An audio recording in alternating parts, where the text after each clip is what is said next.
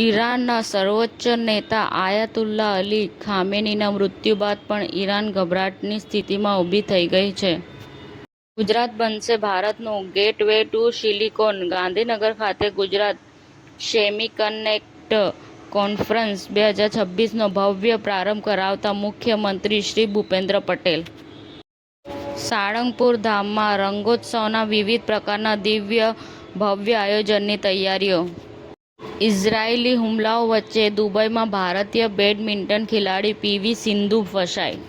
Doctor Gobind Singh મીનામાં આદિવાસી આશ્રમ શાળા અને સંસ્કાર ગુર્જરી ટ્રસ્ટ દ્વારા સન્માન કાર્યક્રમમાં વડીલો વનવાસી બાળકો સાથે નાચ્યા, ગરબે ઘૂમ્યા.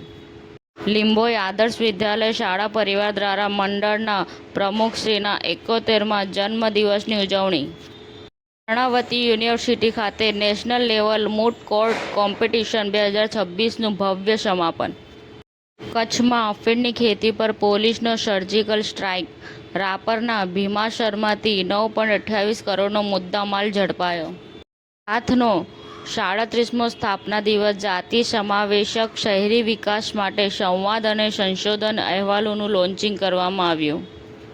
કડી મોકાસણમાં પ્રથમ વીજળી લાવનાર સ્વર્ગીય શ્રી પાલાભાઈ નારણદાસ પરમારની જન્મ શતાબ્દી નિમિત્તે ભવ્ય સ્મૃતિ સમારોહ યોજાયો હતો. સમાચાર ટુડે ન્યૂઝ ચેનલની ટીમ અને જે સત્ય છે તે જ બતાવશે. આપ જોતા રહો સમાચાર ટુડે ન્યૂઝ ચેનલ. ગુજરાતની ધરતીનું ગુજરાતીઓ માટે જ, એટલે કે સમાચાર ટુડે ન્યૂઝ.